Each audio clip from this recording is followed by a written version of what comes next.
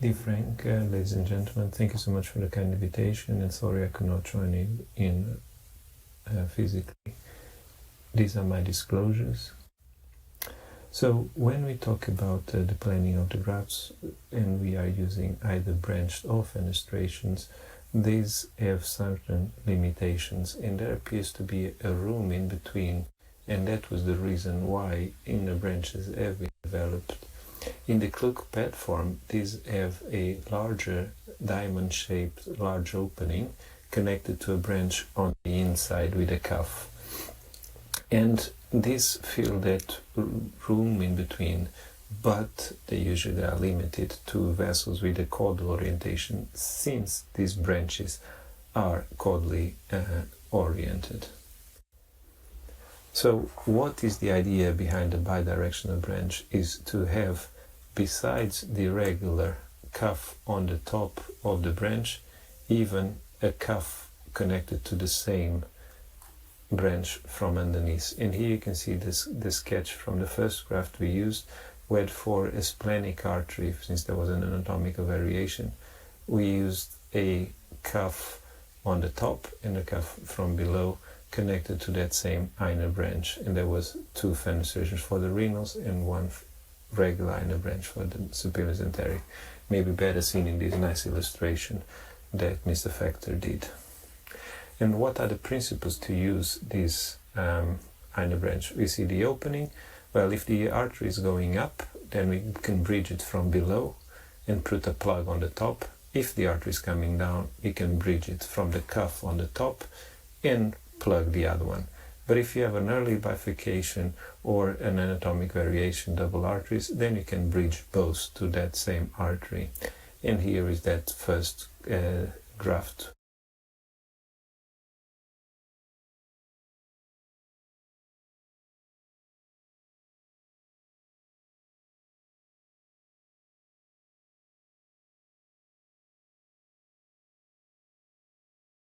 I mentioned. So what are the anatomical indications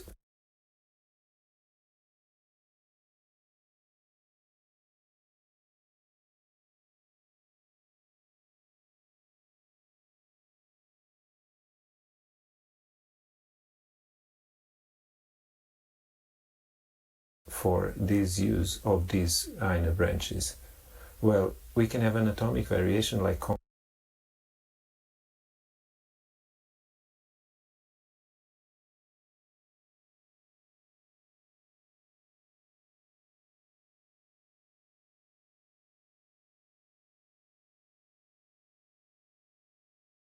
trunks, or an early bifurcation. Accessory arteries, usually renal artery,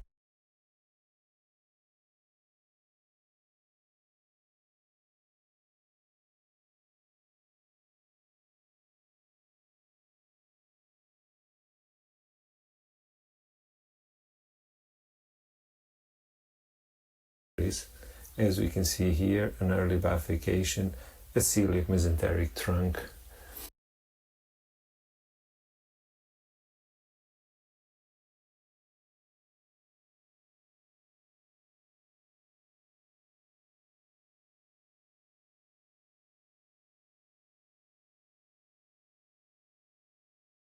And then we can have upward going target vessels, or we can use it as perfusion branches as suggested by Thiele.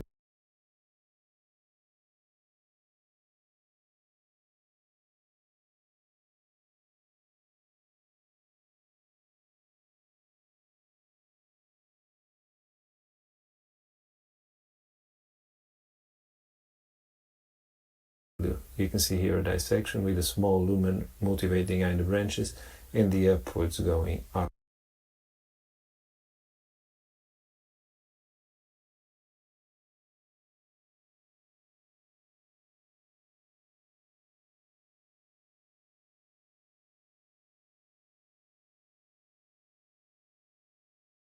Tree on that side. How did this technology work? Well,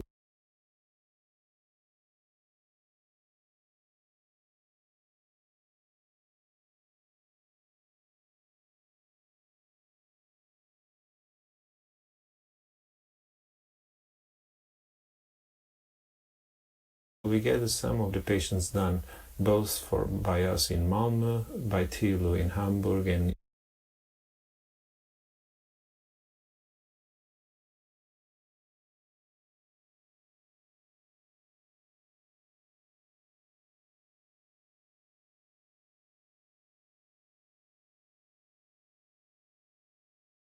Nikus in Munich, and we have 13 patients with 15 bidirectional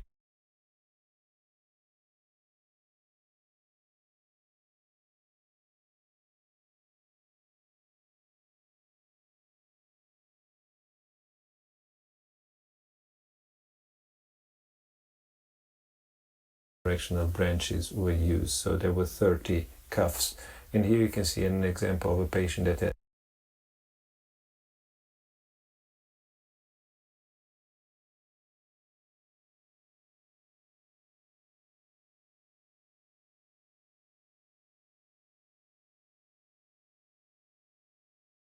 had bidirectional on both sides for the renals, where this one was connected going upward.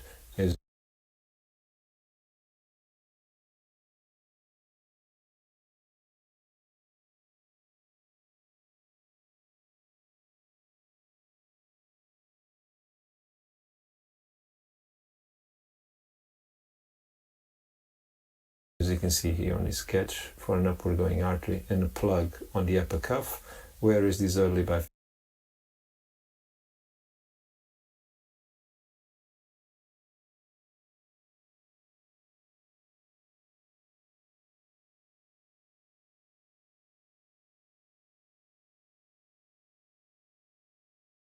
bifurcation at bilateral connections, one from the top and one from the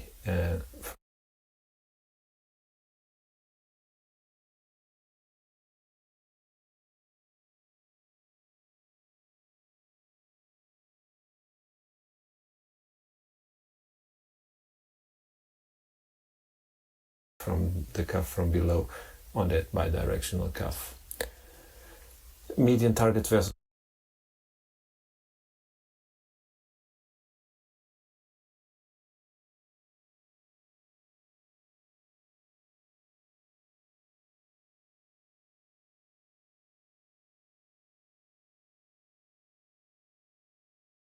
were 4 and above, and we have 23 target vessels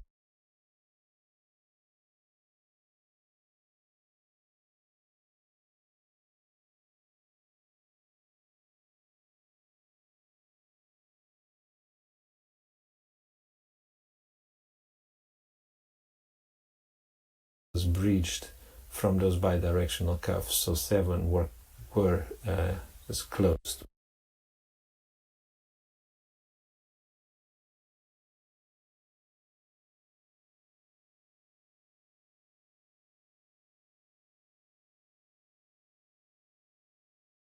Were not supposed to be used.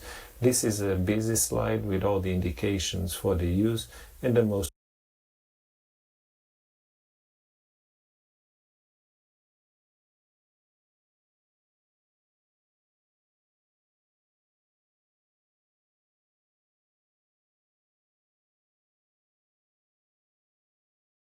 common were once again upward going vessels, accessory renal, seal mesenteric trunk, as I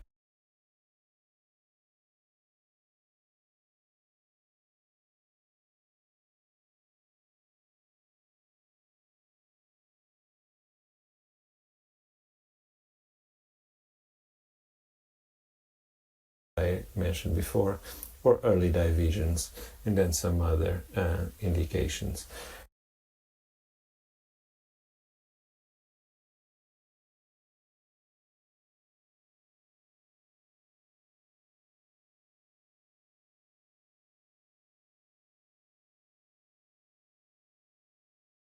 Importantly, mostly they could be done from a femoral approach.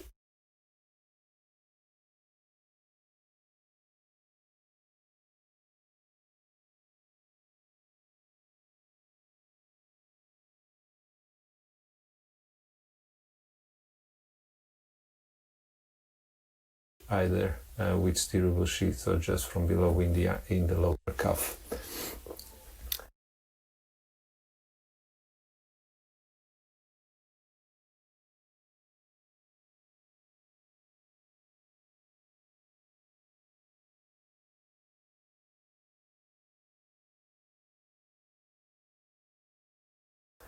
In these 13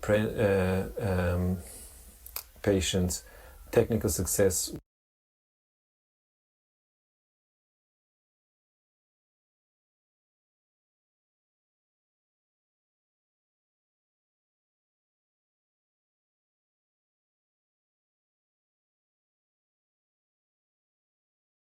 was not achieved in one, where there was one renal with a regular inner branch that was not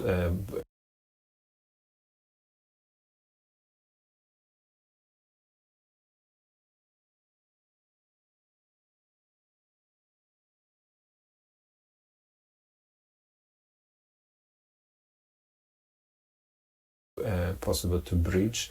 It was a very stenotic that got occluded, and then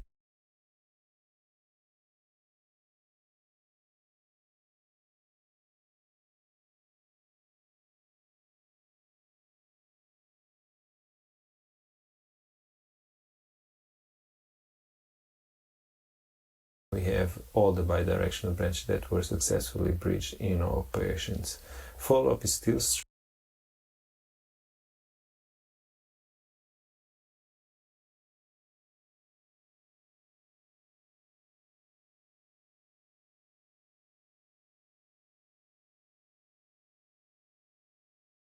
short but promising. As you can see, there are no adverse events as of yet.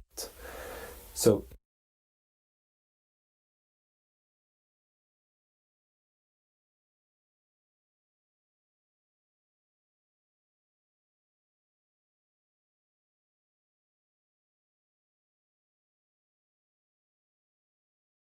in conclusion, bidirectional branches, they provide an attractive alternative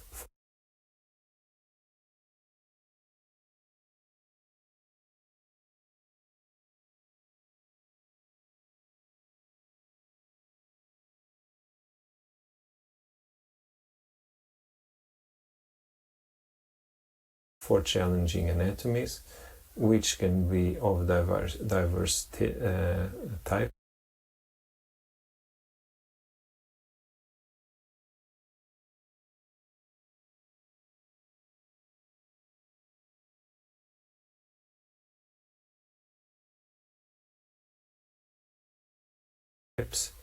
The early results are promising, but the follow-up is still short and it needs more experience.